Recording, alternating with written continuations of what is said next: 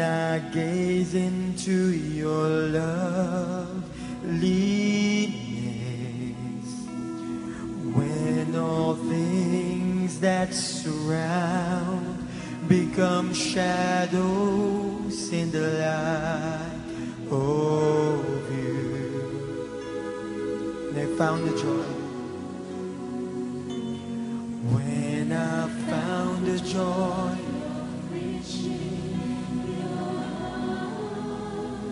let this be our prayer.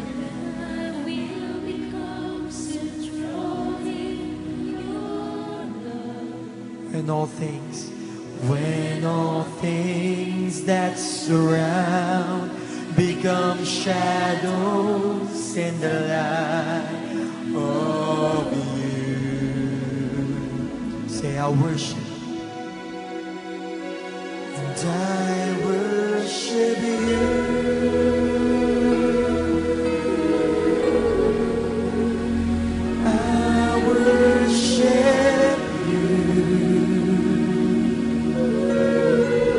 The reason I live, the reason I live is to worship you, worship you.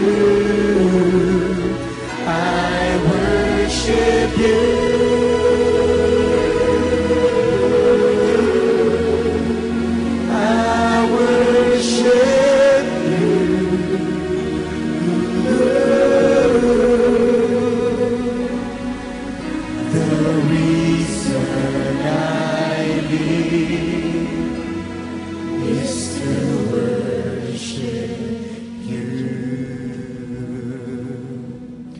Father God, the reason we live is to worship you. Father, today allow us to offer you again, Lord, the sacrifice of praise that comes from the heart of your people. May this be holy and acceptable to you, God. And allow us, Lord, to feel your presence completely saturate this whole place this morning.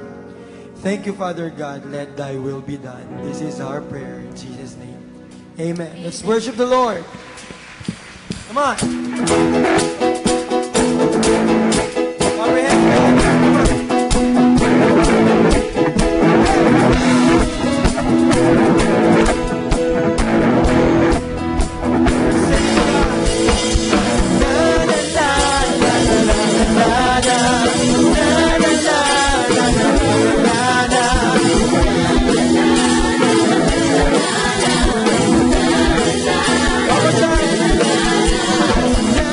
Na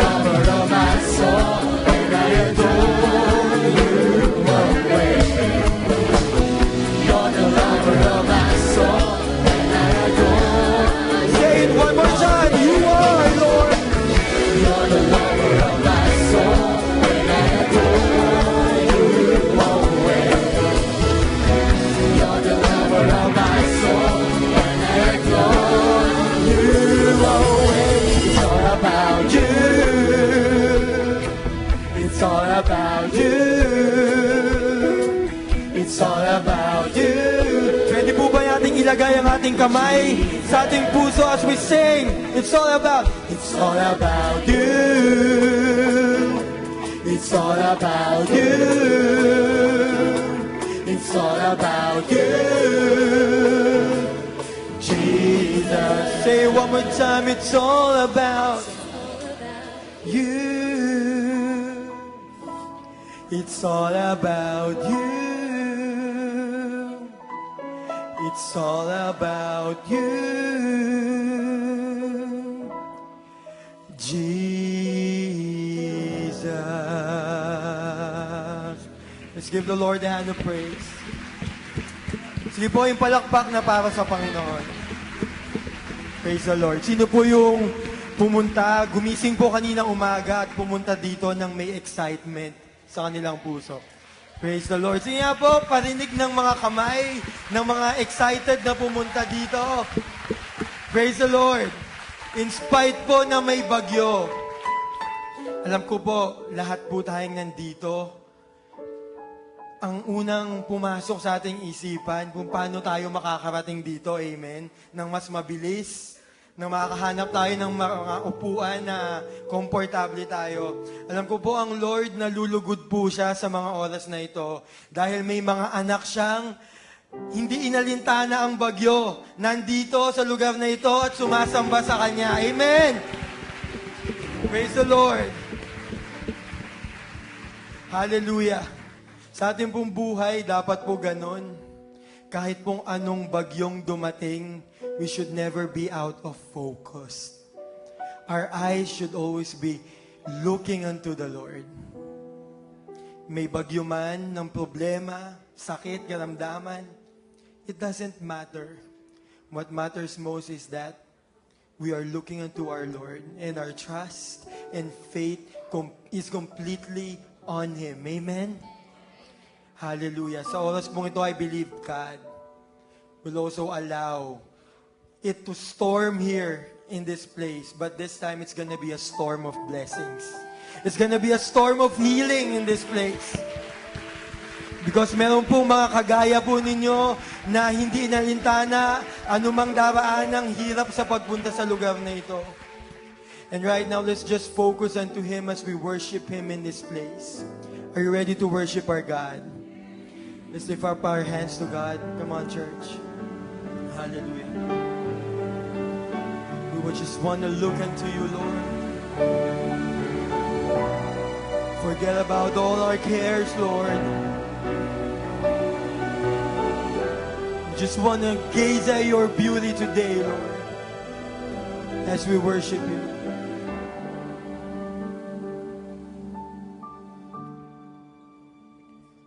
Hallelujah. Thank you, Lord.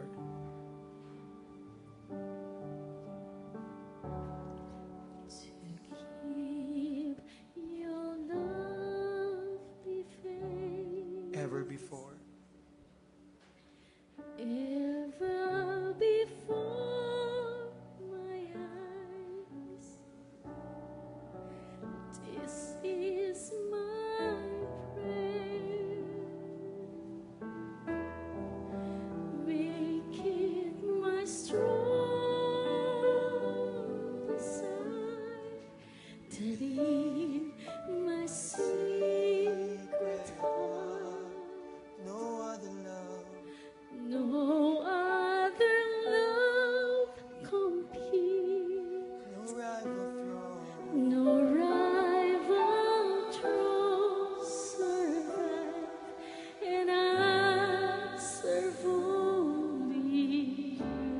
Let the people of God sing. To keep. To keep.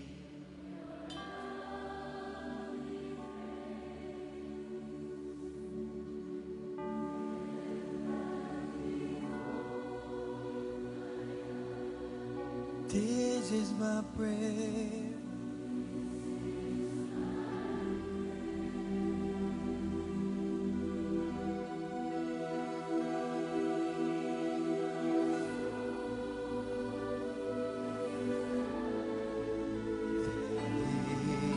My secret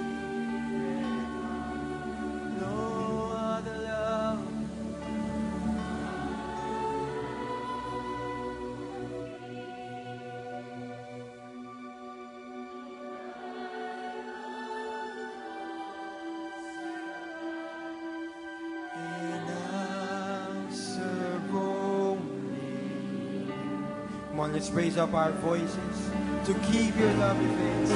To keep your lovely face Ever before. my eyes. This is my prayer. This is my prayer. Make it my strong Desire my secret heart. No other love compete. no rival throne. Survive and I'll serve only.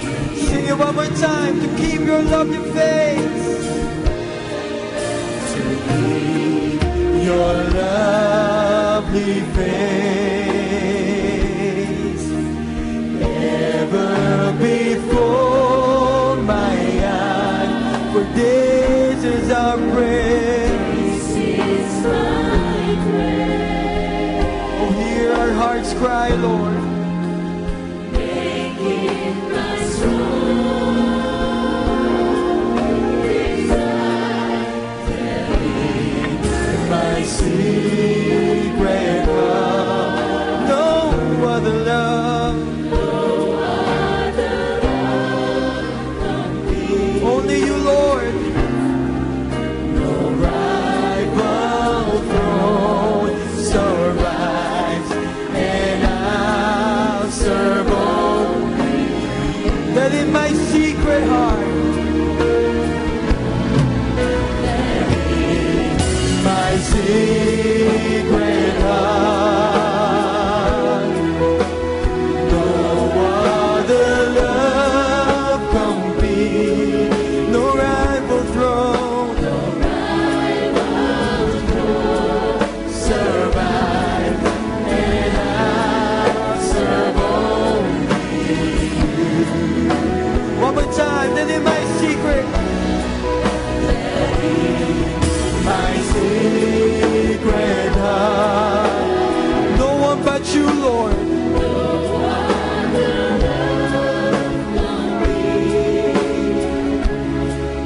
no rival throne survive, and I'll serve only. Let me hear you sing that in my secret heart. That in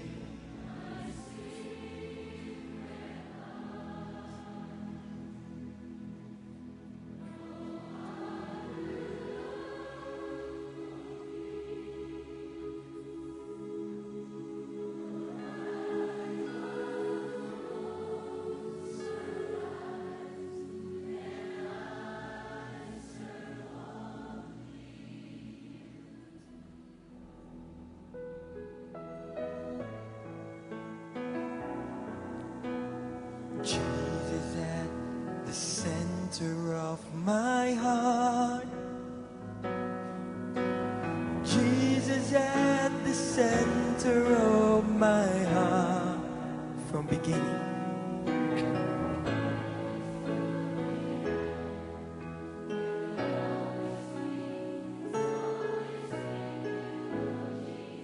Come on, people of God, one more time. Jesus at the center. Jesus at my heart. Jesus.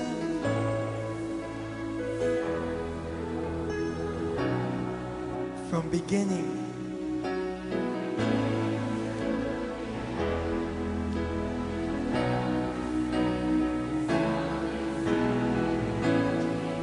Only you, Jesus. Nothing else. Nothing else. Nothing in this world.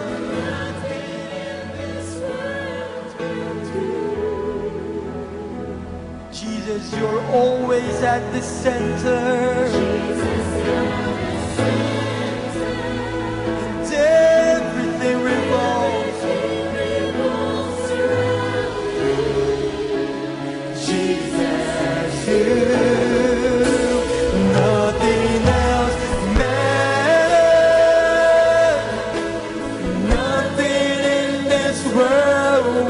you. Jesus, Jesus, you're the center. Everything revolves around you. Jesus, you. From my heart to the heavens, Jesus be the center. It's all about you. Yes, it's all about. From my heart to the heavens, Jesus be the center. It's all about. It's all about. It's all about you. Jesus be the center. It's all about you. Yes, it's all about you, Lord. From my heart to the heavens, Jesus be the center. It's all about you, God. Let me hear you. It's all about you. From my heart, Jesus. It's all about you. Yes, it's all about. From my heart to the heavens, Jesus. It's all about you. Yes, it's all about you. From my heart to the heavens, Jesus be the center. It's all about you. Yes, it's all about. From my heart to the heavens, Jesus be the center. It's all about you.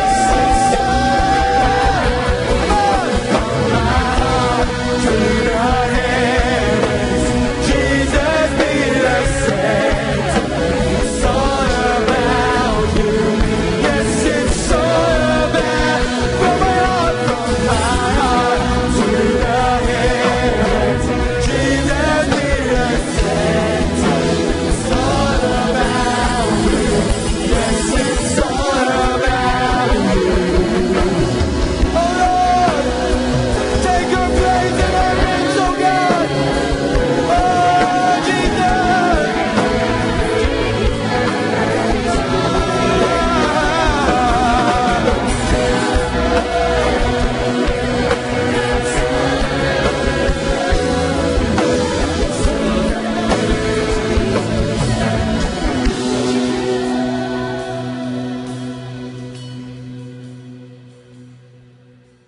Jesus at the center of my heart.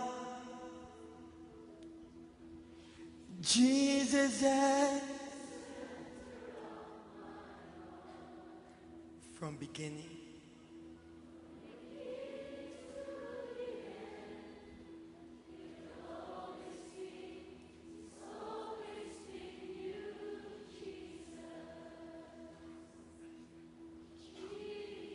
Jesus at the center of your church.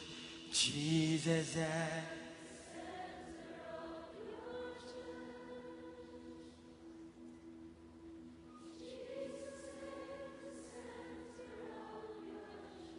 and every knee will bow.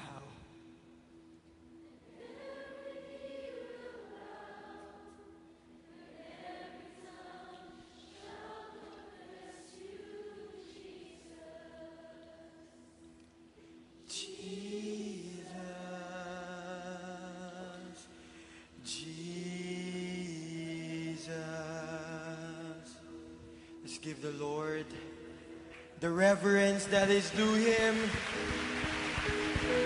Let's give the Lord a matter of praise.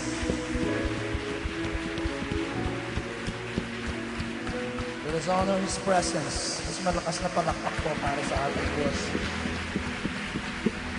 Bless the Lord. Bless the Lord, oh my soul. Oh my soul.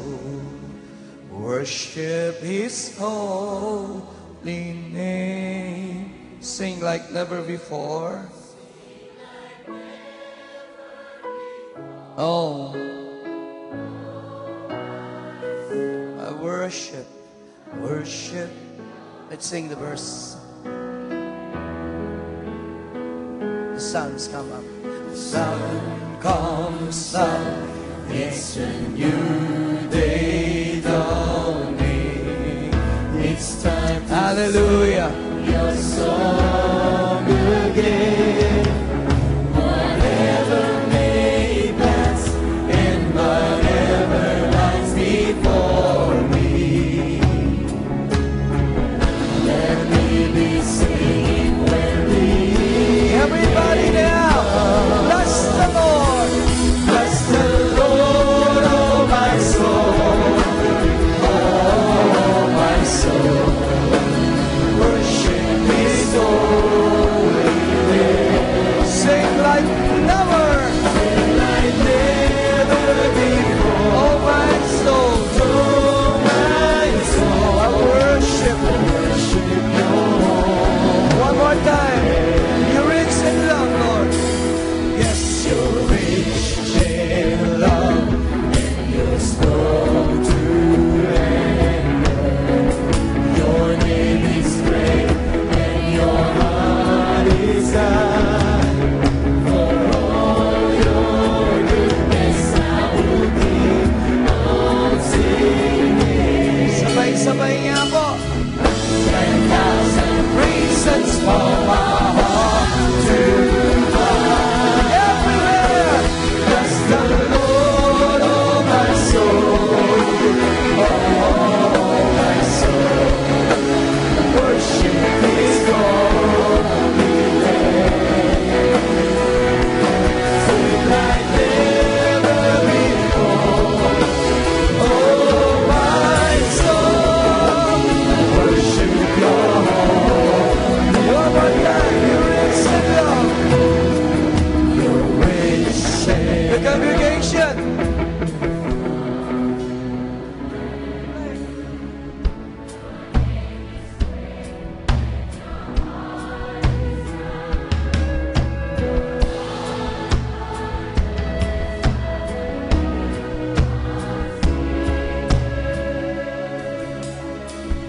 Sabay-sabay nga po tayo.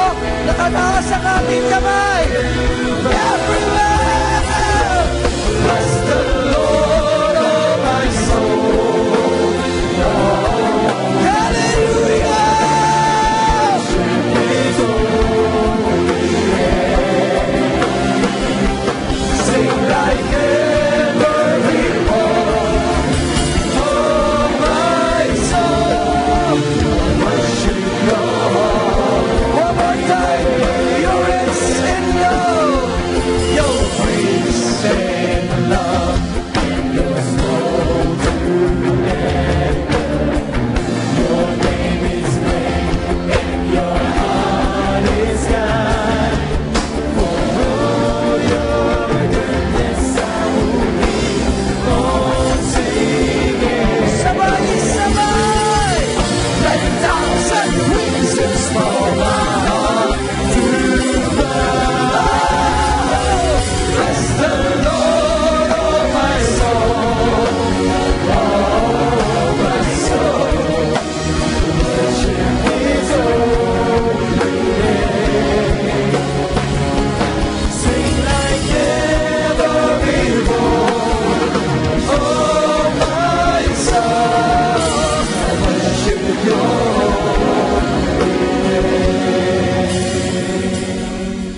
I worship Your holy name.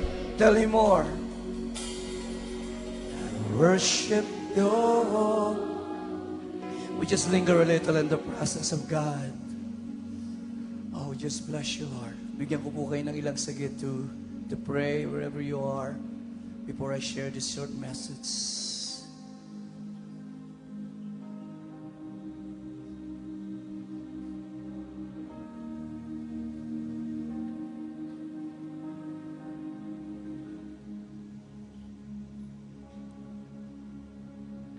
Sing the song with you, Joan. You sing the verse. Just linger a little in the presence of the Lord. Magpipray po lang ako saglit. Father God, we just plead the blood at the cross sa aming bansa. Paging sa mga dinadaanan ng pag-iyo sa oras na ito na aming kababayan. In your wrath, remember mercy.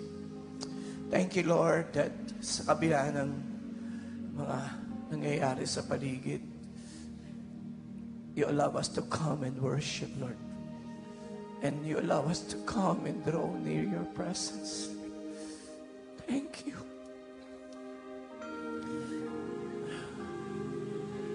Naway mapangiti ka namin.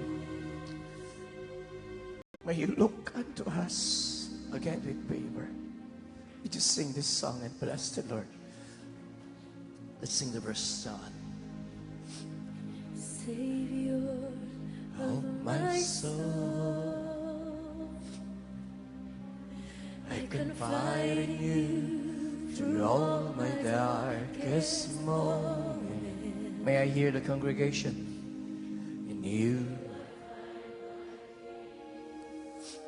I come when I'm weak. I trust in you, restore and raging sea. Can I hear you more? Faithful, you're my God, and you're the glory.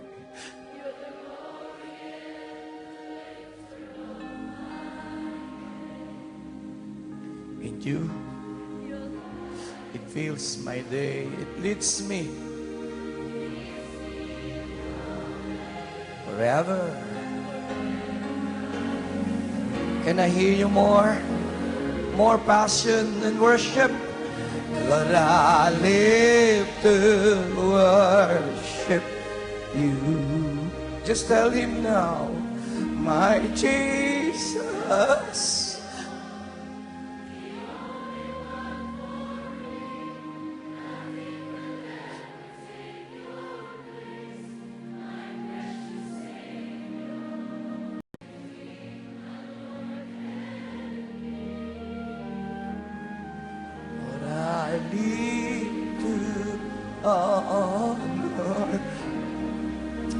Receive our worship, Lord.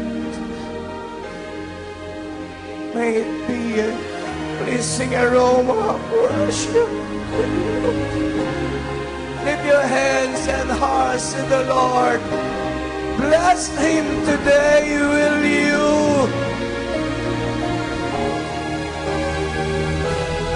Lord, I live to worship you. my Jesus, The only one for me. Nothing will ever take your place, my precious Savior.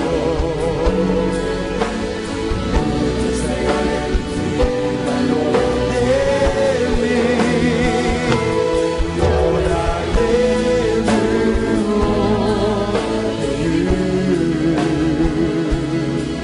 And I long to bring my life an offering. Take me higher, draw me deeper.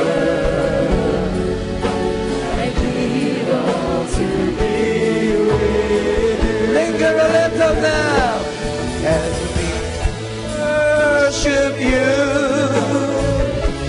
Father God, we adore you. Give him your best worship, there is no one else before. your pure worship, your heartfelt worship. You alone are to be praised. Oh, We worship you, joining heaven's house, we worship you. crying holy. Holy as we bring you. It's our Oh, pray, oh, pray. Give Him more. You are exalted, Lord God. Yes, you are exalted. You're the King over all the earth. And we praise your name. And we praise your name. Higher than heavens, you're Jonah but glorious. There is none like the God we serve. Here we go, church. Here we go. Reigning in power. Yes! Matchless in splendor.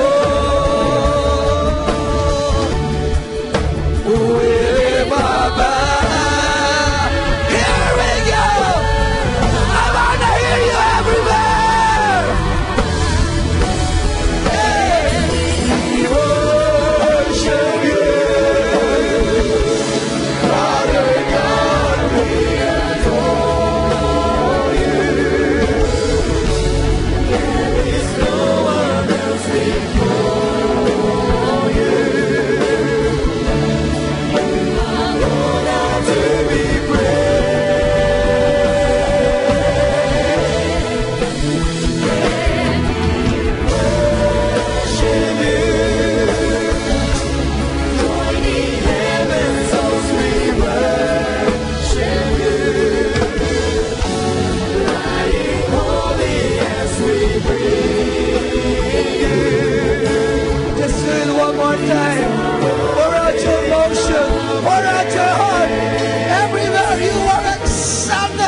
can I hear you now?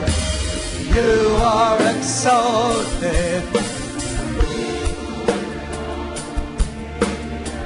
Oh, and we praise your name.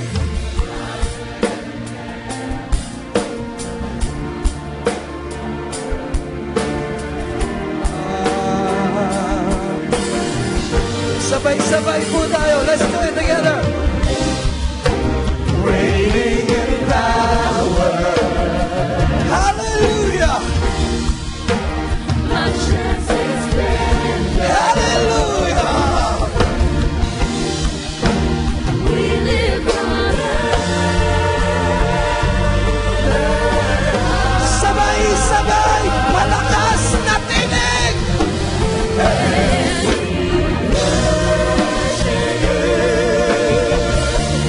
Father God, we adore you.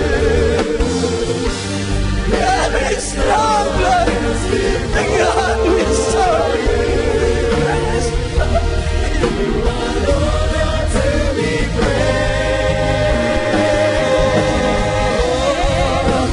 And we worship you. Just tell Him more.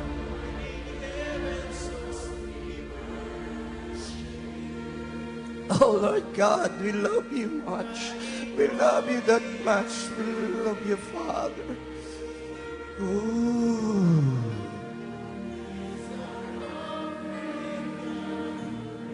We just enjoy this moment.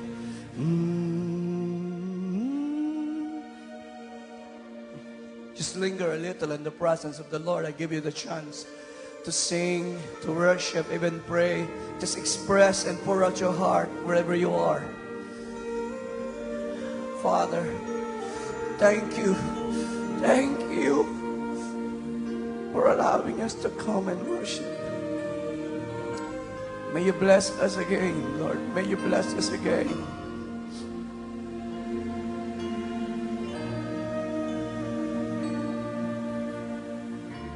Joining heaven's host, we worship you.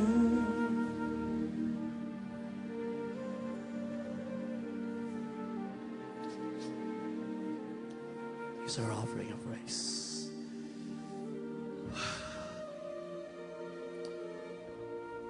Let's pray. Father, thank you for allowing us to come today. Salamat na kami may lakas.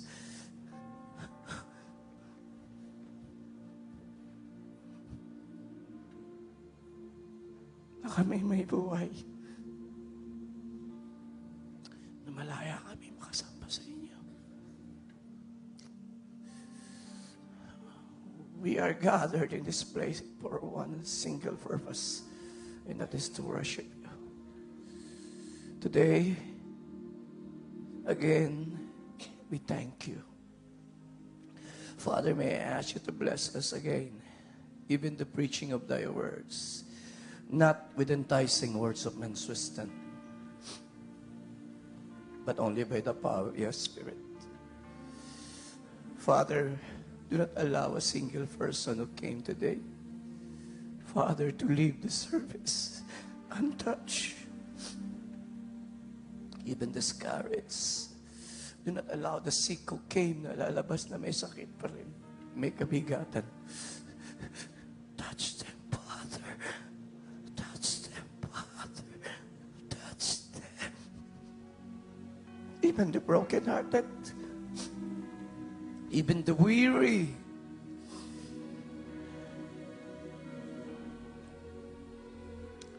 Touch them, Lord. It's your touch, Lord.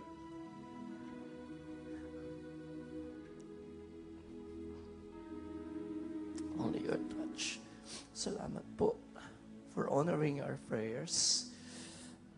Lord, we humble ourselves again. Forgive us.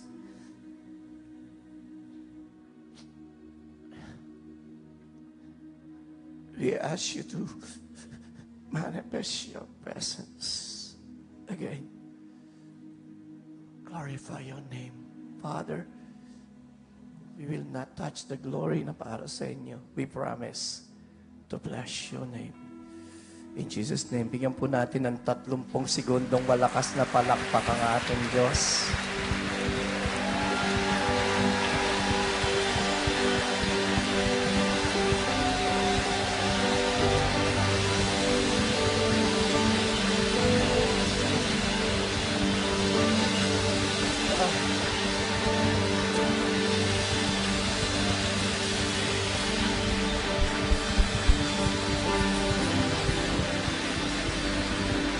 Remain standing. If you do have your Bible with you, makibukas po kayo sa Proverbs chapter 6, 16 to 19. And let us read the Word of God. Tumayo po sana tayo. Magbigay galang tayo sa salita ng Diyos. Ito po ang salita ng Diyos. Let us stand straight. Let us honor the Lord. This is the Word of God. Let us read the Word of God together. 1, 2, and 3. There are 6 things the Lord hates, 7 that are detestable to Him: haughty eyes, a lying tongue, hands that shed innocent blood, a heart that devises wicked schemes, feet that are quick to rush into evil. Last verse, 1, 2, 3. Witness who pours out lies, and a man who stir up dissension among brothers. Ito po ang salita ng Diyos. Makakaupo na po tayong lahat. Pakiabot po ang kamay sa katabi, sa likod. Pakisabing, I'm glad you're here. Pakiabot po ang kamay. Maganda pong umaga. Mabagyong umaga. Magandang umaga po. Allow me to go straight to the preaching of God's Word. And this morning po ay mag-share lang po ako ng maiksing mensahe. And I entitled this message, Sins That God Hates Most. Mga kasalanan na malabis na nakakasakit sa Diyos, mga kasalanan na labis na kinamumuhian ng Panginoon. Totoo po, all sins are bad. Lahat naman ng kasalanan ay masama. But dito po sa mga talatang binasa natin, may mga sins na masasabi nating worse. Mas worse po siya sa pananaw po ng Panginoon. And God hates them all. Pero dito po, pinakikita ng Diyos yung mga bagay na malabis na nakakasakit sa Panginoon. Ang sabi po ng isang sikat na mga ngaral, can we go to the next slide? If you want to honor and please the Lord, we need to pay attention whenever Scripture speaks of those things that God loves and hates. Kung nais daw natin ang Diyos ay malugod, maluwalhati, paano mo nga naman luluwalhatiin at bibigyang kaluguran ng Diyos? Tumingin po tayo saglit. Kung hindi mo alam yung mga bagay na mahal sa Diyos at mahalaga sa Kanya. Paano mo nga naman bibigyan ng lugod ang Diyos kung hindi mo alam kung ano ang nakakasakit sa Kanya? Gising po ba tayo? Madalas, sinasabi ko nga sa mga mag-asawa, pag tinanong ko kayo kung alam mo kung ano yung nakakasakit sa asawa mo at hindi mo masasagot, malaki ang problema mo. Dapat, asawa mo yan, alam mo yung makasasakit sa kanya. Babaguhin ko yung tanong.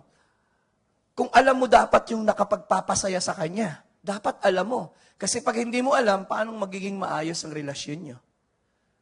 Pag dinala po natin sa aspeto ng Diyos, pag tinanong ko po kayo ngayong umaga, alam mo ba ang mga bagay na nagpapangiti sa Diyos? O alam mo rin ba ang mga bagay na talagang nasasaktan ng Diyos ng malabis? Yan po ang ating topic. Mahirap pong magturo ng ganitong topic sapagkat sa panahon natin, iba na po ang description ng tao sa kasalanan. Naging parang honorable na yung kasalanan eh. Parang mas kagalang-galang sa iba yung kasalanan. Ang adultery, ang tawag ng mga tao ngayon, it is just an affair. Hindi na adultery. Sabi niya, we're just having an affair. Sabi ko, sana mababasa sa Biblia yon. Sabi naman nung isa, pag ikaw ay gagawa ng aborsyon, ang tawag nila doon, it is the right to choose. Kalayaan mo lang pumili. At kapag ka ikaw ay magpa-practice, sorry po sa salita, ng homosexuality, ang tawag nila doon, alternative lifestyle. Ang problema po doon, hindi po yun ang definition ng Bible. Ang magsasabi ng kung ano ang kasalanan at kung ano ang tama at mali, ang Diyos lang po ang pwede magsabi nun. At kaya po dito sa talatang ito, kung sasabihin ng Diyos sa iyo na ito ang mga bagay na nakasasakit sa Kanya, will you accept it? Will you believe it? Sabi ng Lord, ito ang mga bagay that I hate. Ito ang mga bagay na nakasasakit sa akin. Ito yung mga bagay na labis kong kinapupuutan. 3 bagay po. Simulan natin. Here, God mentions some specific sins He hates. Is specific po. Tahas, tuwid, lantaran. Walang patumangga. Diretso, ibig bagan sabihin. Diretsong sinabi ng Diyos, ito ang mga bagay na kinamumuhian ko. Wala na pong paliwanag. Sinabi ng Diyos, diretso. So, may mga pagkakataon, nagsasalita ang Diyos, parable, nagsasalita ang Diyos. Pero dito, diretso. Sinabi niya na, diretso niyang sinabi, itong mga bagay na ito, nakakasakit sa akin. Minsan mahirap ipaliwanag, sabi mo, di ba ang Diyos ay pag-ibig? Yes. Pero ang Diyos din ay may mga bagay na kinamumuhian. Sometimes, mahirap pong ituro ito dahil masyadong flooded tayo ng teaching about the love of God. And there's nothing wrong with that. But the moment, yun lang ang alam mo, meron ka lang one-sided na knowledge about God. Ang Diyos ay hindi lang Diyos ng pag-ibig. Siya'y Diyos ng wrath. Siya'y Diyos ng justice. Siya'y Diyos na banal. Tingin po kayo kay Pastor Joey, kapag ang Diyos po, hindi niya kinakita na kinamumuhian niya ang kasalanan, pag hindi niya pinarusahan ang kasalanan, ibig sabihin, ina-approve niya ang kasalanan. At pag in-approve ng Diyos ang kasalanan, ibig sabihin, hindi siya banal na Diyos. Kapag ako'y tinanong, Pastor Joey, bakit God hates sin? Ang sagot po, ito po'y antithesis sa Diyos. Pagkat ang Diyos po, ang character at nature ng Diyos ay banal. Kaya po hindi kayang tingnan ng Diyos ang kasalanan. Patunayan mo, Habakkuk 1:13. Ang sabi ng Habakkuk chapter 1 verse 13, hindi niya kayang sulyapan man lang. Your eyes are too pure to look on. May kausap po ba ako? Tapos, you cannot. Mukhang ala po talaga akong kausap. Tinangay ata ni Karen ang inyong mga damdamin. You cannot. You see? This is the God we serve. He cannot tolerate wrong. Hindi siya kikindat at sasabihin niya, okay lang yung ginagawa mo. Hindi po siya ganun. Hindi po sa pinresent ng Biblia na ganong Diyos. The Bible present God's attributes towards sin, His character about sin with a strong feeling. Masyadong malakas ang dating sa Diyos ng kasalanan na hindi niya kayang tingnan. Na hindi niya kayang i-tolerate. Kaya sa isang society na parang okay lang ang kasalanan, magkakaproblema po tayo sa Diyos dyan. Sapagkat hindi po ganyan ang pagtanggap ng Diyos sa kasalanan. So itong mga talatang ito, hindi po ako nagagalit. May bagyo lang ho, kaya medyo... God mentioned some specific things that He hates, and I believe with all of my heart. Kaya ko po ito isi-share kasi 3 bagay. Naniniwala ako, number 1, para honestly, baka may mga sin na nagagawa natin, ma-identify natin. Kasi, sorry po, mukhang mapakahirap i-bless tayo ng Diyos kung yung mga kasalanan yun, taglay-taglay natin sa buhay natin. Say amen. Can you expect God to bless kung may mga ginagawa kang He hates?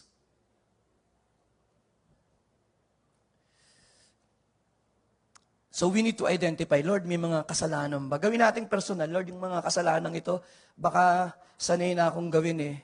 Gusto kong gisingin mo ngayong maga as I listen to the Word of God.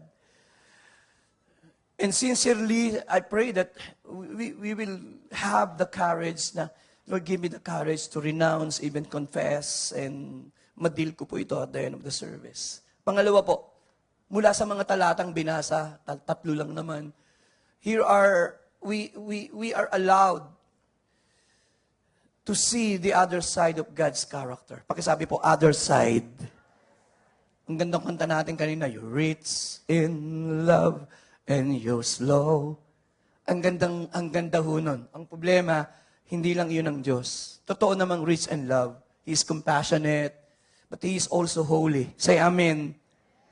Hindi naman siya banal lang, hindi lang siya compassionate, pero siya ay Diyos na banal. He is a God of justice. So dito makikita natin yung isang karakter ng Diyos na He hates sin. Hindi nga lang He hates nakasasakit sa Diyos ang mga kasalanan sapagkat siya ay Diyos na banal. And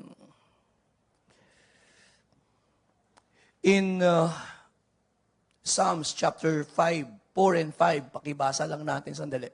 Psalms chapter 5, beginning verse 4 and verse 5. Tingnan po ninyo. Basahin natin uli. Paano dinidescribe ang Diyos ng Bible? You are not a God who, again, hindi siya Diyos na takes pleasure in evil. Na pag tinignan niya yung evil na ginagawa ng tao, okay lang ang Diyos. Hindi po. With you, the wicked cannot. You see? Next verse. The arrogant cannot stand in your presence, and you hate all who do wrong. Hindi po si Pastor Joey ang nagsasabi niyan. Salita po ng Diyos yan. Psalms 45 verse 7. Allow me to lay down those verses. Very strong. Ano po ang mahal, gustong-gusto ng Diyos? Masyadong malapit sa puso ng Diyos. You love, you see, righteousness. Pag nakakakita siya ng righteous people, righteous na pamumuhay, umingiti ang Diyos kasi nakakakita siya ng righteous eh. Pero pag nakakita siya ng masama, sabi, hate wickedness. Psalms 97 verse 10, at ang admonition ng Panginoon, ang kanyang amuki. Ang sabi ng Lord dyan, sino po rito nagmamahal sa Diyos? Pakitaas ang kamay. Oh, lahat, of course. Ito ang admonition niya ngayong umaga. Basa po, 1, 2, 3. Let those who love the Lord. Sisigaw po natin, malakas, para marinig ng ating kaisipan. 1, 2, 3. You see? If you truly love the Lord, may isang bagay na gusto ng Diyos. Sabi ng Lord, mahal mo ko, learn to hate evil. Madalas, yung fear of the Lord, mahirap bigyan ng definition. Pero may isang simpleng definition akong nakita sa Bible. Proverbs 8:13. Paano mong malalaman ng isang tao ay may pagkatakot sa Diyos? Basic po. To fear the Lord is to hate. Kaya kapag tayo po'y nagsimula na tayong kamuhian natin yung masama, layuan yung masama, tingin po kay Pastor Joey, maiksi lang naman ito. Ebidensya yon ng pagkatakot sa Diyos ay umusbong na sa puso mo. Because you learn to hate evil.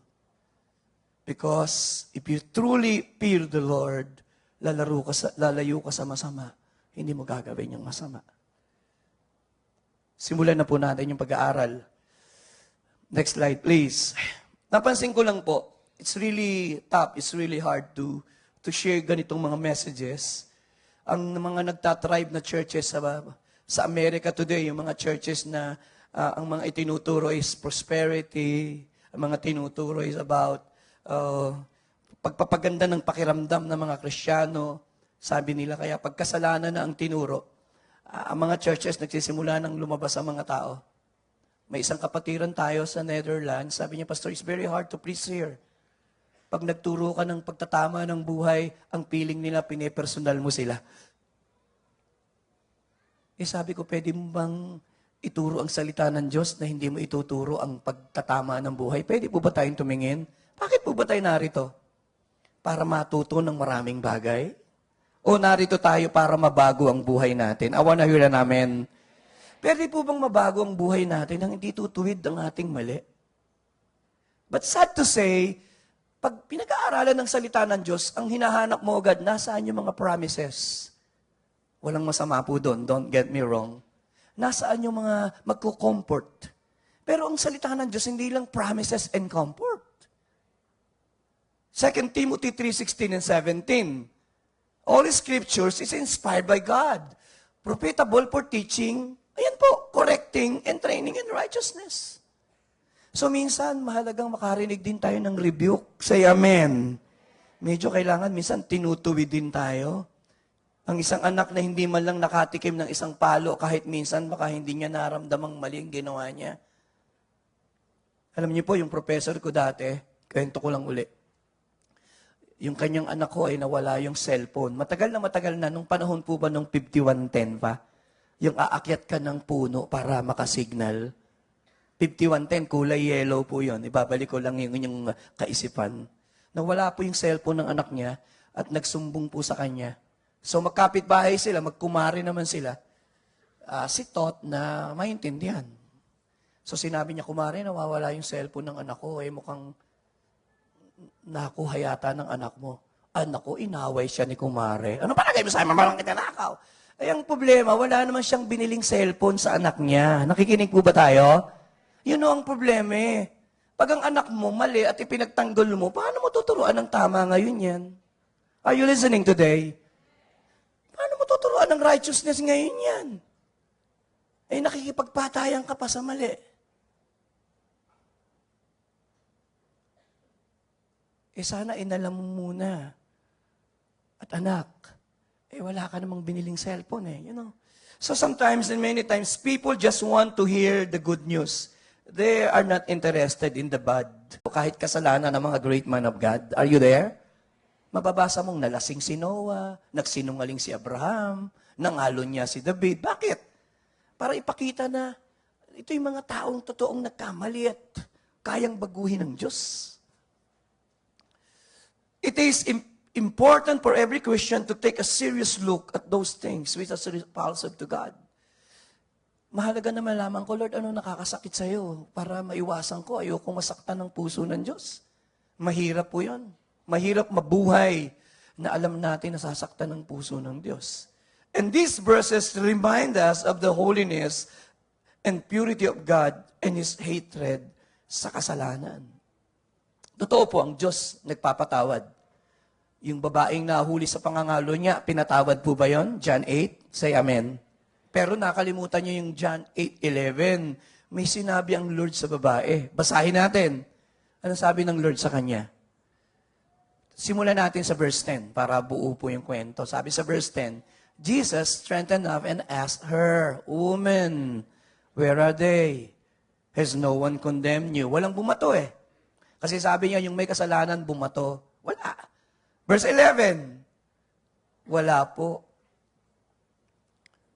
Then neither do I condemn you. Jesus declared, basa po, go now and live You see? Pinatawad siya ng Lord, pero sabi ng Lord, huwag ka na uli magkasala. Huwag nang balikan yung buhay na yan. So makikita po natin, yes, ang Diyos pagpapatawad sa iyo. Pero tiyakin mo naman, naiiwanan mo yung maling buhay. Sapagkat hindi po maganda sa harap ng Diyos yan. Punta tayo sa pangalawang puntos. 2, dalawang bagay. Balikan natin muna yung verse ni na yan. Proverbs chapter 6, verse 16. May dalawang words doon na medyo nakakabahala sa atin. Basa po ulit. There are 6 things that the Lord, yung salitang hates, medyo mahirap sa atin yon. Yung pangalawa, sa New King James, hindi po detestable. Sa New King James, abomination. Karimari-marim. Mas mababaw na Tagalog, nakasusulasok sa Diyos. Alam niyo yung nakakasulasok? Nagpunta ka ng CR na napakarumi at lumabas ka na nagsusuka dahil hindi mo kaya. Yun yung salitang nakasusulasok. Hayaan yung magtuturo ako ng ilang Tagalog. Mayaman no ang salitang Tagalog Masarap manggitin. Masarap pakiramdaman Nakakasulasok sa Diyos. Yung pakiramdam mo na bumabaligtad yung sikmura mo, ganun ang pakiramdam ng Diyos pag ginagawa mo yung kasalanan ito. Parang, ganun. Tingnan natin yung salitang hate sa abomination. Medyo lapatan lang natin ng maayos na Tagalog. Hate, it denotes the emotional attitude. Emotional itong nararamdaman mo when you hate something. Pag nakakita ka ng inaapi, di ba, nagagalit ka. Sabi mo, inaapi pa nito, mahirap na nga. Nakakaramdam ka ng galit Say amen? Sabi mo, bakit aapihin mo yung mahirap? Natural nang mararamdaman mo yun Nakakaramdam ka ng galit sa puso mo. Kasi mali Ganun yung pakiramdam ng Diyos. Pag nakikita ng Diyos may inaapi, na isang mahirap, na isang babaeng balo, na inaapi pa. Kasi He's a holy God Yun ang pakiramdam ng Diyos pag may dinadaya.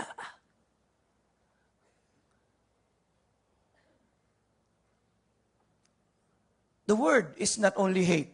Kaya pag sinabing hate sa Bible, ibig sabihin, to set against. Pag sinabi ng Lord, I hate you, ibig sabihin is against you. Ganun kasimple. Pag ginawa mo yung bagay na yon, nilalagay mo ang sarili mo sa posisyon na kamuhian ka ng Diyos. Nakikinig po ba tayo?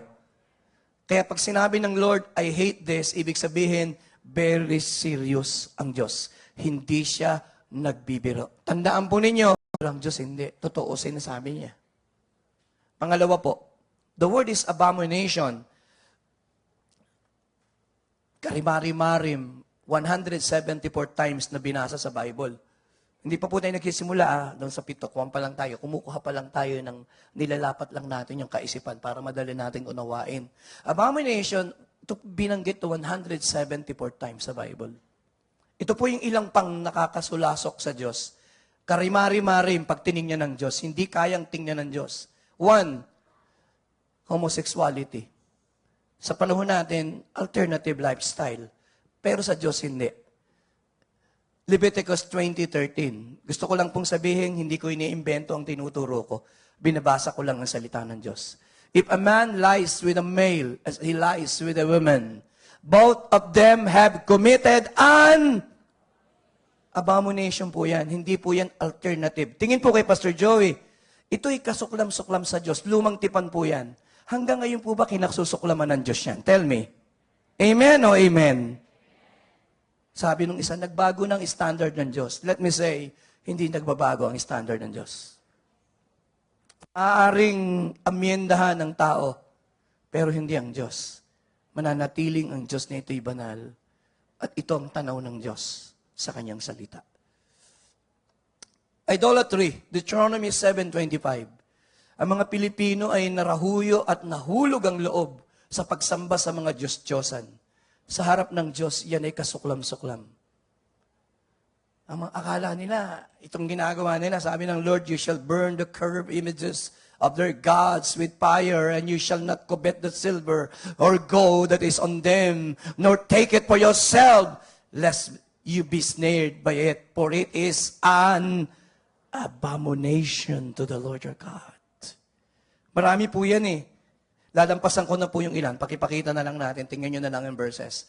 Magaling naman kumuha yung iba ng picture. Sasama niyo po ako sa picture.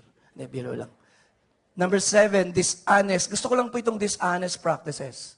Sa negosyo lang, alam niyo, yung mandaraya ka, manloloko ko lang sa kiluhan ng Diyos. Abomination sa Diyos. Are you listening? Deuteronomy 25. Bakit sinishare ni Pastor Joey ito? Pwede po ba kayong tumingin? Para magkaroon tayo ng ideya na, ganito pala ang Diyos na pinaglilingkuran namin. Yung maliit na pandadaya lang sa kiluhan, maliit na mandadaya ka lang sa Diyos po, verse 16, tampasan na natin. Wala po akong mahabang oras eh. It is an abomination. For all who do such thing, all who behave unrighteously, there are an abomination to the Lord your God. How?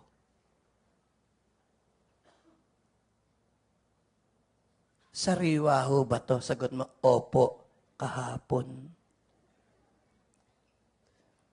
Sabi niya, Pastor, hindi ka magtatagumpay sa negosyo pag hindi ka sanay magsinungaling. Hindi ka pwedeng pumatas kahit kanino. If you don't know how to lie, you need to lie once in a while. Good. Now, simulan na po natin yung pag-aaral. Punta po tayo sa topic talaga natin.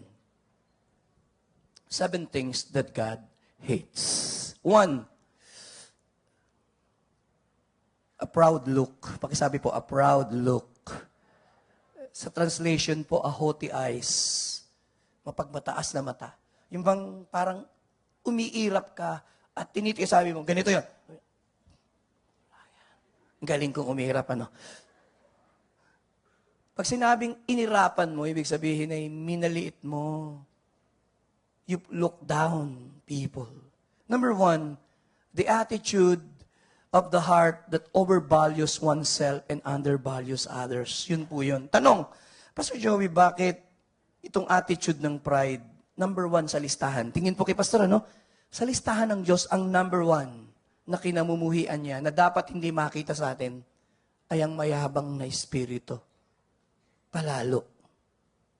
Mapagmataas. Paulit-ulit, laging sinasabi ng Lord, He resists the proud. So kung ako nagtuturo ng mayabang, sa ayot gusto mo, God will resist you.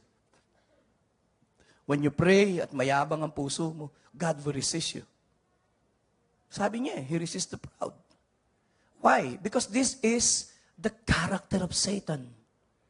Bakit ang pride, galit na galit ang Diyos? Character ni Satan yan eh. Lucifer spirit yan eh. Isaiah 14:13-14, yung 5 I wills ni Satan. Sabi niya ay, for you have said in your heart, I will ascend into the heavens. I will exalt my throne above the stars of God. Ba? I will sit on the mount of the congregation. On the farthest side of the north, I will ascend above the heights of clouds. I will be like the Most High. Binagsak ng Diyos si Satanas. Kaya sa Bible, tuwing babanggitin yung pride, laging sinasabi, pride goeth before destruction and a haughty spirit before a fall. Pride was at the heart of the first sin. Look at me. Pride is the mother of all sin. Walang kasalanang hindi ka pwedeng gawin pag ang puso mo'y mayabang. Ulitin ko po. Wala daw pong kasalanan na hindi tayo kayang gawin kapag ang ating puso ay ganap na nabalot ng kayabangan. Lahat ng kasalanan kaya mo nang gawin. Sapagkat andun yung pride eh. Madali nang magsinungaling because of pride. Say amen. Lahat ng kasalanan. Kaya hindi nagtataka po ako na una. Kasi yung mga susunod, anak lang yun ng pride. And today, mahalagang Lord, mayabang ba ako? Sa harapan mo ba? Am I proud? At ang pride po, marami pong anyo. It takes many forms. Pwede kang maging mayabang kasi looking good. Talagang maganda. Sabi mo, kaya Pastor, mahirap magpakumbaba pag masyadong maganda. Ang feeling ko nga ako pinakamaganda rito. Kasalanan ba yun? Sabi ko, hindi. Mali yun eh. Hindi ka pinakamaganda. Pwede kang maging mayabang because of the looks, because of your education. Say amen. You look down. Saan ka nag-aral? Sa San Beda, ha? San Beda Bake Shop.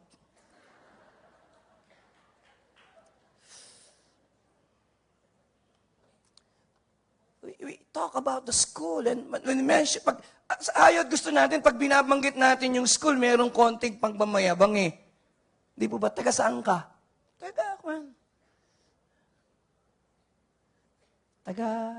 Taga Tondo. Hindi Tondo, mali. Tondo. The pronunciation is wrong. Oo. Sa halip na ano yan? Kurikong no, races.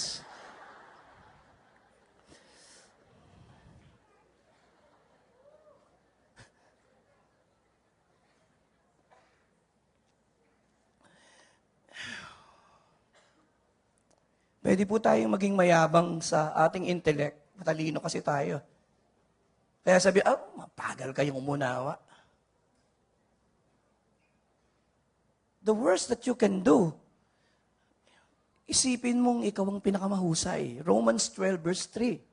Sabi ni Paul dyan, "For I say, though the grace given to me, to everyone is among you, not to think himself." Pakisabi po, more highly. Hindi naman masamang magaling eh. Huwag lang tingin mo sa sarili mong ikaw ang pinakamagaling. At ibababa mo yung iba. Yun na, yung magaling, okay na magaling ka. Okay lang yun. Binigyan ka ng Diyos ng talento. Pero para ipagmalaki mo pa at sabihin mong, alam mo, walang pinakamagaling dito maliban sa akin eh. Hindi naman sa pagmamayabang. Nagyabang ka na nga eh. Pwede tayong maging mayabang because of gifts, because of talents. I love Jesus. Pagdating sa bagong tipan, ang ganda ng illustration niya. Luke 18:9-14. May dalawang nagpray. Sabi niya, ganito ang ginawa ng pariseyo. Hindi naman nagpray eh. Verse 10. Ang totoo, nagyabang lang eh. Tumayo sa harap ng Diyos. Tingnan niyo nga, nagpray ba ito? Verse 11, sabi niya, Panginoon, salamat sapagkat hindi ako kagaya ng iba dyan. Nagpipray ba to? Extortioners, unjust, adulterers, in tax, hindi ako kagaya ng ibang tax collector. Tinignan yung tax collector sa likod. Ang galing ni Jesus, ano? Verse 12. 2 beses ako nag-aayon, no? Nagtatights. Alam mo na, giver. Nagpipray ba to? Nagyayabang? Verse 13. Ang tax collector, kakaiba. Ang ganda po ng presentation ng Panginoon eh. Tingnan niyo po siya. Ang description, hindi siya makatingin sa langit. Tapos tinadagukan yung dito. Sabi niya, Lord, mahabag po kayo. Lord, makasalanan po ako. Tingnan niyo po ang reaksyon ng Lord. Verse 14. Kayo po ang bumasa. 1, 2, 3. I tell you this. Pakisabi po, justified. Ito yung mas kinalaguran ng Diyos at umuwing justified. Bakit? Principle ng salita ng Diyos. For everyone who exalts himself will be, and who humbles himself will be exalted. I pray that today, pansinin niyo po, ang unang dapat i-heal sa atin yung mata natin. Lord, tanggalin mo yung mayabang na mata na I look down other people and lagi kong iniisip na matalino ako. Sino nga ba sa atin ang hindi natin nagawa yun? Siguro, nagagawa natin at sinasabi na, mas maganda naman ako dyan. Hindi nga matangos ang ilong ko, pero mapungay naman ang mata ko, di ba? Lagi tayong may point of comparison eh. We compare ourselves. And minsan hindi natin alam, meron tayong pride sa ating puso. Nagtuwa po ako, nabasa ko po si Rabbi Zacharias, isa sa mga paborito kong writer, a very good theologian. One day, the great Billy Graham invited him na magturo. At nung sinalubong siya ni Billy Graham, ang unang sabi ni Billy Graham sa kanya, sabi niya, Dr. Jeremiah, pwede bang maituro ko yung mga sermon nyo? And Dr. Jeremiah was, sabi niya, sir, you preach better than me. But if you want to preach my sermon, sir, it is my honor, sir. I was touched when I'm reading the story. This is Billy Graham, the great evangelist. At sabi niya, can I preach your sermon, sir? Ay, alam niyo po, kumibot yung puso ko. Sabi ko, Lord, wow. Kaya pala great Billy Graham yun eh. Napaka-humble. Hindi siya nahihiyang amining nakikinig at natututo rin siya sa iba. Nakikinig po ba tayo? Kising pa ho tayo. Mahaba po ito. Pangalawa, 15 more minutes. Kaya pa ho nyo? 15 more minutes. 2, pakisabi sa katabi, lying tongue. Hindi ko nabanggit. Alam niyo po kung bakit God hates pride? Kasi pag may pride na po tayo, nakakataop na tayo sa relasyon sa Diyos. Kasi ang feeling mo, you don't need God. Eh. Yun ang masakit sa Diyos. Pag matagumpay ka na, sikat ka na, feeling mo, you don't need God. And that pride, God hates because of that pride, malalayo ka sa Panginoon. At lahat ng mga bagay na maglalayo sa iyo sa Diyos, God hates. Because He hates sin. A lying tongue. A lie is a statement that distorted the untrue. And untrue, hindi totoo. Kinatha mo lang. Naalala ko si Shaq O'Neal, pinapanood ko yung interview sa kanya nung huli siyang, kasi Laker fan po ako. May taga-Boston na nakaupo dyan. In-interview po siya, sir in-interview siya. Meron siyang isang statement na kinlaro, sabi sa kanya, totoo ba? Kasi pinalabas niya na one time, si David Robinson, na sikat na player ng San Antonio, i-refuse ng autograph. Nung tinanong siya, sabi niya, totoo ba yun? Sabi niya, nahihiya akong aminin, pero inimbento ko lang yun. Kasi gusto kong ma-encourage ako. Pag naglalaro ako ng basketball, galit ako sa kanya kasi ang galing-galing niya. Pero at the end of the day, you see, yun ang masaklap eh. Pag nag-imbento tayo ng kasinungalingan, una, it hurts you. Say amen. Darating ang panahon, mapapahiya ka. At sasabihin, totoo bang sinabi mo? 2, it hurts others. 3, lying is not the very character of God. Why God hates lying? Why it is hateful to God? Because God is the God of truth. I am the way, God is the God of truth. Sa Bible, ang nagsisinungaling ay si Satanas. John 8:44, He is the father of all. Kaya pag nagsisinungaling tayo, ano pong pinakikita nating karakter? Karakter ng Diyos, karakter ni Satanas. Kaya isang araw, umuwi ang anak mo, nagsisinungaling, sabi mo, saan ka natutong magsinungaling? Gusto niyong sabihin ko yung totoo? Sa inyo. Ha? Kailan kita tinunong nga magsinungaling? Tuwing naniningilo yung utang, di ba sinasabi mong sabihin mong wala ako?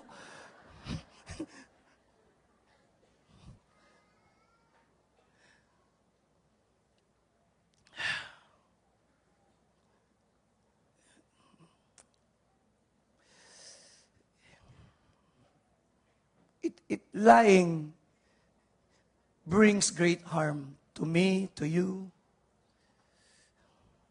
Kung may isa pong nais ang gusto ng Diyos napansin niyo ba? Yung mata natin, then pumunta sa tongue, affected yung tongue ng sin. Punta tayo sa 3. Bilisan ko na lang, heartless cruelty. Pakisabi po, hands. Pakitaas po yung 2 kamay, hands that shed innocent blood. May 2 paborito po akong kaibigan ni Brother Eddie.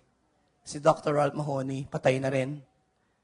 Si Brian Bailey, patay na rin. Mga great man, yung aking library sa bahay, ang dami kong mga libro nila nandun.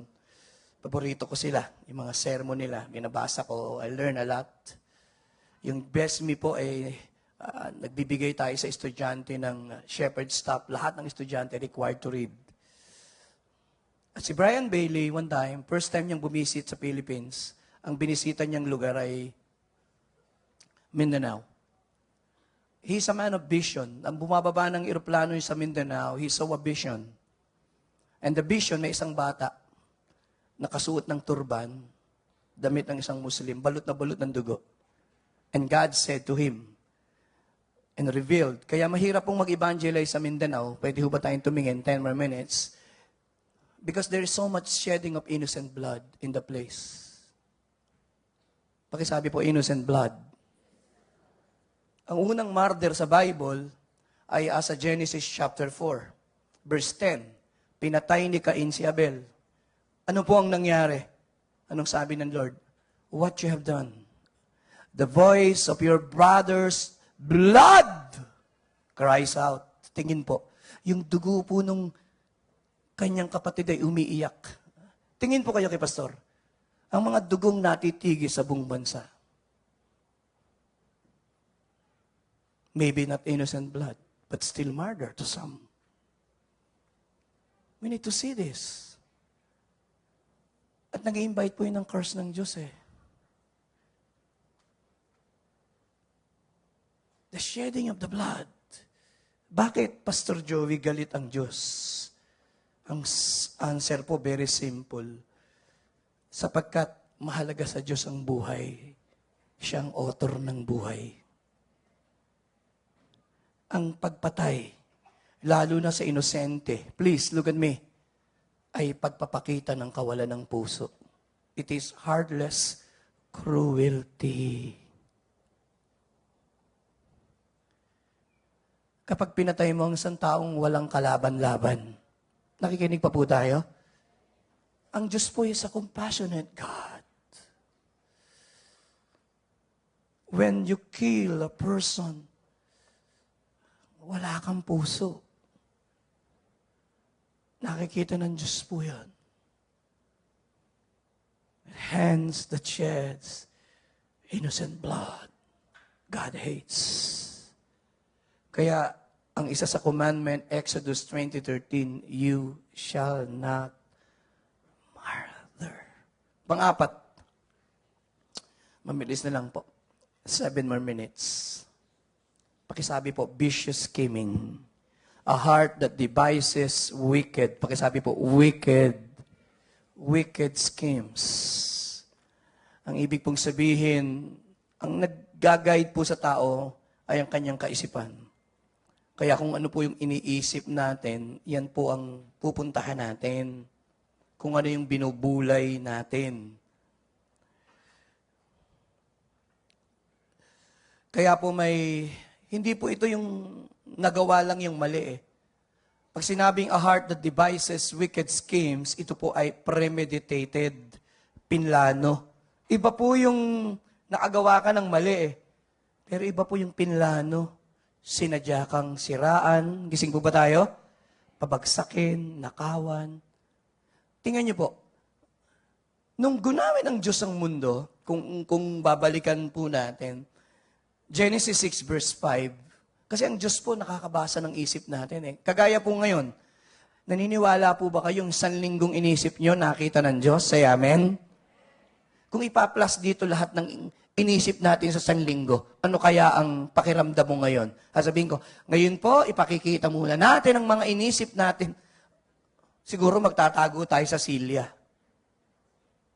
Pero alam niyo po bang, hindi mo naman maitatago sa Diyos, maging sa panahon ng Panginoon, nung ginunaw ng Diyos ang mundo, sabi na, the Lord saw that wickedness of men was great in earth, and every intent, pakisabi po, every intent of the thoughts of the heart was only evil. Puro evil na lang eh. Anong ginawa ng Diyos? Judgment. Dinistroy ng Diyos. So, ito po yung, hindi po ito basta nakaisip lang ng masama. Ito po talaga pinaghandaang gawin ng masama. It is the plotting of evil. Every intent ng puso. Tayo po naman, nakakaisip din ng masama. pumapasok yung masama. Pero iba po yung walang ginawa kundi mag-isip ng masama sa kapwa. May kausap po ba ako? Iba po yun. Lahat tayo, kung aaminin natin, na-entertain natin yung evil. Pero iba yung wala kang ginawa kundi mag-isip ng masama. Araw-gabi, wala kang iniisip. Inikwento ko po sa inyo si Ted Bundy, yung pumatay ng 21 nurses doon sa Amerika. Saan nagsimula? Nagbasa lang siya ng Playboy magazine. Nakuha niya lang yun eh. At wala siyang ginawa, kundi panoorin yung... Hanggang sa... Siyempre, yun lang ang ginagawa niya. Sinasaksak niya pa sa likod niya habang naglilinis siya doon sa ospital. Kahit saan siya magpunta. At because of that, nagkaroon ng pakisabi po, stronghold. Naging very strong yung spirit. Hanggang sa pinagnasahan niya yung nurse, ni-rape, pinatay pa niya. Hindi siya nang rape ng isa, 21.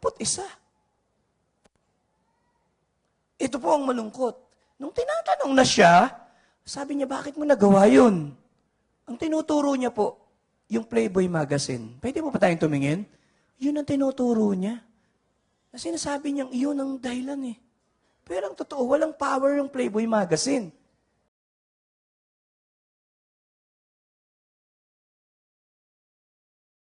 Yun po yun. Hanggang sa evil imagination. Hanggang sa naging habit mo nang mag-isip ng masama. Hanggang sa na-imbandage ka na dun.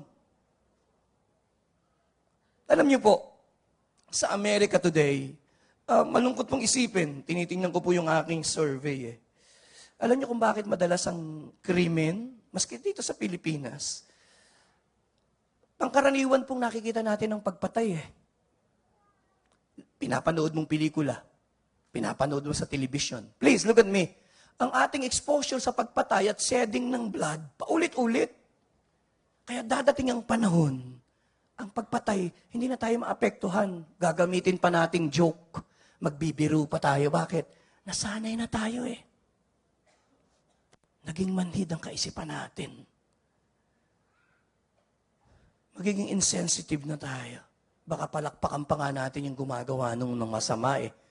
This is the worst that can happen. Vicious scheming. Pakilagay niya po yung kamay sa ulo sandali. Father, kung may mga kaisipan na binulay kami, we pray that it would be lifted. I will ask Marlon to come here and I close in 5 minutes. Lord, I pray. Kung may strongholds ang kaabay, lust, bitterness, anger, I pray that it would be lifted today. Panginoon, palayain mong puso namin. Revenge in Jesus' name. Amen. Tingin po kayo sandali. Magbabago po tayo eh. Pero dapat magbago isip. Kaya Romans 12 verse 2, through the renewing of your mind. Pakisabi po, renewing of your mind. Hindi ka magbabago hanggat hindi nagbabago ang isip mo. Magbabago yan kasi we need the Word of God. Hindi yan magbabago hanggat hindi nagbabago puso natin. Hanggat hindi mo pinapalitan yung balon na kinakadluan mo ng tubig, madumi ang kukuhanin mo. Pero pag nagbago na yung puso, makakakadlo ka na ng malinis na tubig. Say amen! 5, 6, Ninay. 5, 6, and 7. Mischievous eagerness. Ito po ay hindi yung natisod kang gumawa ng masama. Ay, iba po ito. Ang sinasuggest po dito, you don't stumble into sin. You chase after sin. You are eager to sin. Tinitingnan ka ng Diyos eh. Parang gigil na gigil ka. Sorry po sa salita. Na magawa yung mali. You are so enthusiastic to sin na hindi ganun ang anak ng Diyos. Tama po ba? Ang totoong anak ng Diyos, pag nagkasala, nahihiya ka, lungkot na lungkot ka. Sabi mo, Lord, nasaktan kita. Ang mga anak ng Diyos dapat zealous to do good. Say amen. Yung weakness po, lahat tayo nagkakasala. May mga weaknesses tayo. Pero iba po yung binabanggit dito, enthusiastic ka. Pag pinag-usapan yung kasalanan, I'm in, I'm excited. Kasama, lagi kang nasusumpungan sa lugar ng masasama. Ito po mga bagay that God hates. 6, pakisabi po, social slander. Iba po yung lying. Ito po, social slander eh. Ito po, a false witness. So pag binanggit yung salitang witness, may kinalaman po ito sa 9th commandment, Exodus 20 verse 16. Ito po yung thou shall not bear false witness against the neighbor. Minsan nga, hindi malaman kung sino yung nagsasabing totoo at hindi. Pag nanonood ako ng TV, nanunumpa pa eh. Magsasabi ng katotohanan at pawang katotohanan. Hindi ko nga alam, sino ba nagsisinungaling dito? Sino nagsasabi ng totoo? But what is the point? Kinamumuhian po ng Diyos yung nag-iimbento ng kwento. Are you listening? Iniimbento natin yung kwento. And then, naging false witness ka. Kaya ang sabi ng Lord, let your yes be, and let your no be no.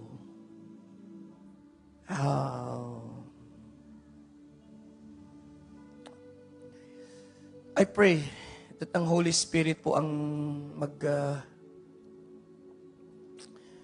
humipo ng ating puso para tayo mabago. Ito yung mga bagay. Ganito po kakwa ng puso eh. Ganito kasama ang puso.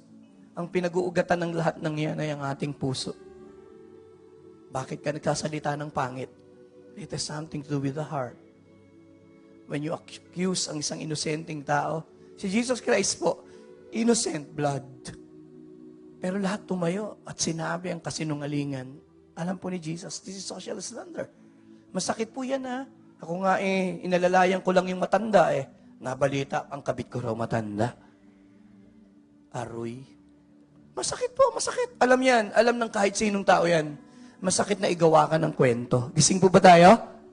Masakit po yan na people will create kwento at ihahagi sa iyong putik. Masakit yan. Ang tawag dyan, social slander.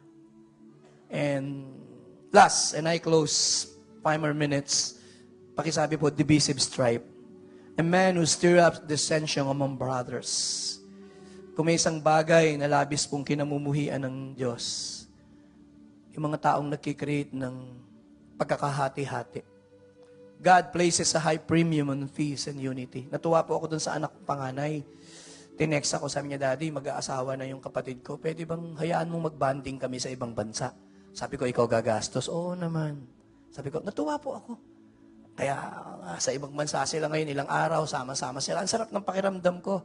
Pero nung aalis siya, sabi niya, hindi mo ba kami bibigyan ng baon? Sabi ko, ba't ako nasama dyan sa gastos niyo? Ay, magbabanding lang kayo. But kidding aside, masarap na pakiramdam po ng magulang na nagmamahalan yung mga anak. Say amen. Tanungin niyo yung mga magulang, kung may pinakamasakit, nag-aaway-aaway yung mga anak mo. At minsan niya ho, nagtaasan ng boses sa harapan yung dalawa. Sabi ko, halika, halika, halika, halika. Sabi ko, bakit ang lalakas ng boses niyo? Magaganda ba kayo? Sabi ko, kung kaya niyang magtaasan ng boses sa harap ko, lalo na pag nakatalikod ako. Mag-sorry ka. Sabi ng isa, sorry. Sabi, sorry ka rin. Sabi ko, ano ba naman kayo? John 17:21. Anong desire ng puso ng Panginoon? That they all may be... Sino nagpipray niyan? Si Jesus. Ang dalangin ko po na huwag tayong maging dahilan ng pagkakawasak ng mga tao. Kahit saan po kayo magpunta, may mga taong ganyan who sow discord all around. Sa school, sa church, sa barangay. Makakakita po kayo. Sana hindi kayo yun. Ang masama, ikaw ang ituro. Sabi niya, yun. Psalms 133 verse 1, and I close in 2 minutes. How good and how pleasant it is for brethren to dwell together in unity. Napakasarap pong makita na mga anak ng Diyos ay nagmamahalan at nagkakaisa sa Panginoon. Palapakan po ang Panginoong Diyos. Malakas na palakpak nga po. Tapos na po ako. One conclusion na lang ako. 2 minutes. Kanina ko pa po nararamdaman ng Holy Spirit. Kaya ko lang naman tinuro ito the Holy Spirit plays in my heart. Ang prayer ko po ay sana mag-increase yung pagmamahal natin sa Diyos. We love the things that God loves and we hate those things that God hates. Kamuhian natin yung pagyayabang, pagsisinungaling, pagsasalita ng hindi tama sa kapwa, these things. At kung masumpungan natin, today, 3 lang ang pwede natin gawin. Maging honest tayo. Sa 7 pastor dyan, merong nagagawa ko pa rin eh. It's okay. Just be honest. 2, let's ask God for the press cleansing. Pakisabi mo, press cleansing. Panginoon, linisin mo ako, palayain mo ako sa ganun. 3, hindi naman natin mababago ang sarili natin talaga sa sarili natin eh. Pakisabi sa katabi, rely on the Holy Spirit. Ang gagamitin ng Holy Spirit, Word of God, prayer, and fellowship. Pakisabi po, hate what is evil, cling to what is good. Magtatapos ako sa verse na binasa ko sa huli. Last.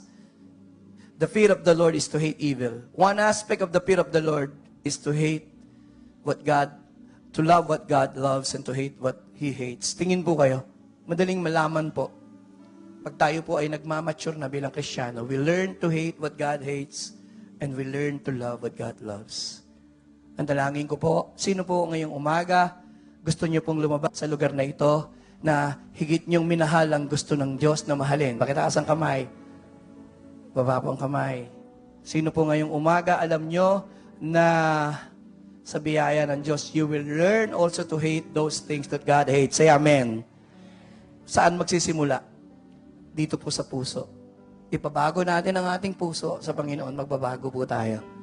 Pero hindi niya po babaguhin yan nang hindi niyo surrender. God is a perfect gentleman. God will not change you against your will.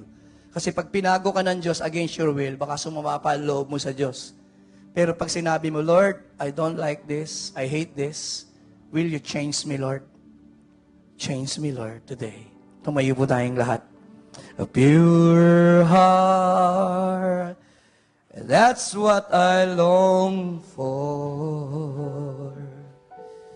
A heart that follows hard after thee. A pure heart, Lord. A pure heart.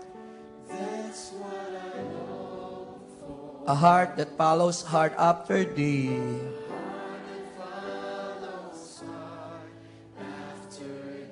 Sabay-sabay nga po tayo. A heart that hides your word. So that sin will not come in. Hindi po ito awit lang, Panginoon, ngayong umaga. Ito po ang aming desire. Ito po ang aming panalangin. Ang baguhin mo ang aming puso. Ang bigyan mo kami ng malinis na puso.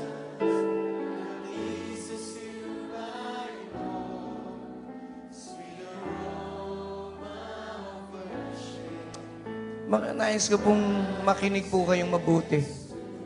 Wala po akong kapasidad na baguhin ang inyong puso. Walang pastor, walang tao, walang denominasyon. Only God. Kaya sabi ni David, create in me ang Diyos lang po. And I pray that today, aawitin po natin. Sabi niya kayo, mahilig kayong kumanta. Hindi po ito just a song. This is a response. Kung nanamnamin niyo po yung awit, yan ay isang panalangin na hinihiling mo sa Diyos. And I pray today, alam niyo po, I can sense the Spirit of God. Nothing pleases God higit sa desire mo magkaroon ng malinis na puso. Today, we are not asking for riches or anything. It pleases the heart of God. Nang hinihingi natin sa Kanya ay malinis na puso. Maniwala po kayo, hindi niya tatanggihan ang ganyang panalangin. Gustong-gusto ng Diyos na sagutin yan. I wanna hear na namin. We will sing this song, nakataas ang ating kamay, a prayer ng puso natin. Everywhere. A pure heart, That's what I long for. Everywhere, louder. A heart that follows hard. Play it, Marlon. After thee. I want a pure heart, Lord. A pure heart. That's what I long for. A heart that follows hard after thee. The Spirit of God is moving, touching your heart. A heart that hides you. Napakatamis po niyan. A heart that's undivided. The one you rule and reign. A heart that beats compassion, that pleases you, my Lord. A sweet aroma of worship. Can we linger a little in the presence of God? We sing this song one more time. A pure heart, that's what I long for. Make it your own, that song. Make it your prayer. After thee, oh, a pure heart, that's what I long for. A heart that follows up. Malakas nga pong tinig everywhere. Hindi po tayo nahihiyang hingin ito sa Panginoon. So that sin may not come in. A heart that's undivided, the one you rule and reign. A heart that beats compassion, that pleads. The Spirit of God is touching your heart. That rises to your throne. Banal na Espiritu, kailangan kita. Manatili ka sa buhay ko. Gawin ang nais mo. Banal na Espiritu, minamahal kita. Ikaw lamang, ngayon at kailanman.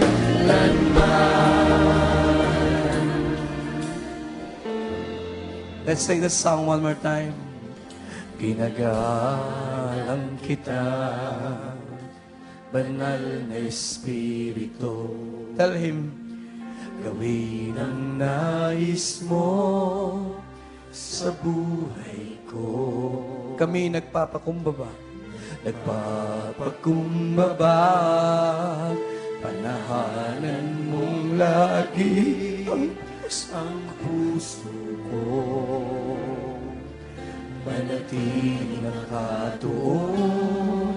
Gawin po nating panalangin isang beses pa, the congregation. Nagalang kita.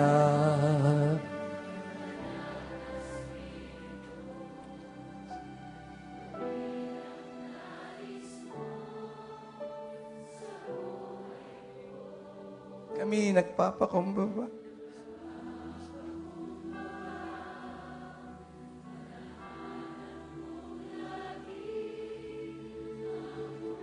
God, the Holy Spirit, empower us to live holy. A holy life.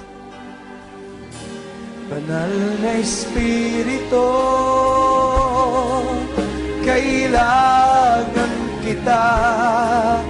Manatili ka sa buhay ko. Gawin ang nais mo. Banal na Espiritu, may ginagawa po siya sa umagang ito. May ginagawa po siya sa ating kalagitnaan, sa ating puso. Ang nais ko'y ibigin ka. Ang nais ko'y ibigin ka. Ang nais ko'y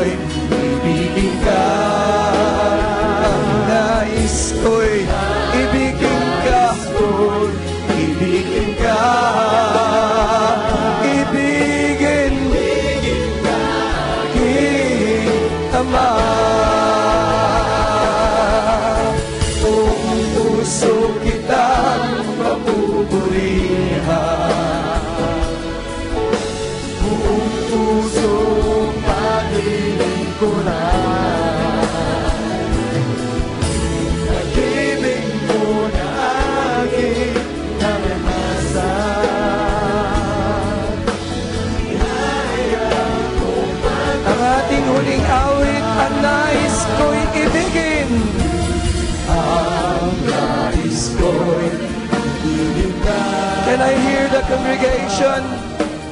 Ang nais ko. Bring it, Marlon.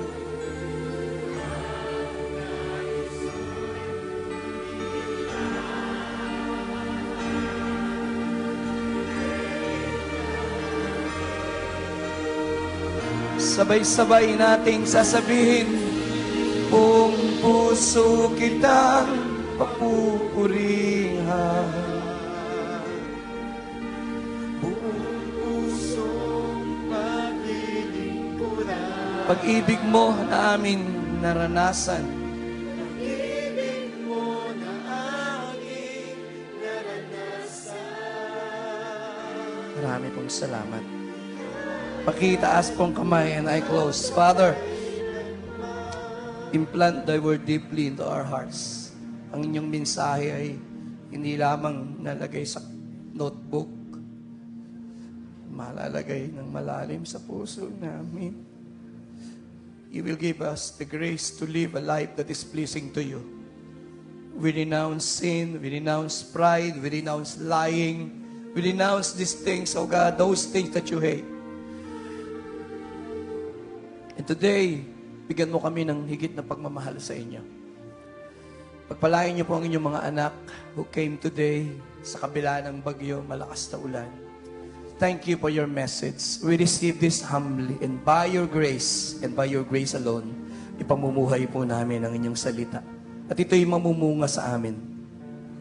Pakitaas pong kamay, ibinibless ko po sila, ang kanilang tinapay, ang kanilang tubig at ang kanilang tahanan. In the name of the Father, the Son, and the Holy Spirit, everybody will say and agree, Amen. Magandang tanghali po. God bless you. I love you all.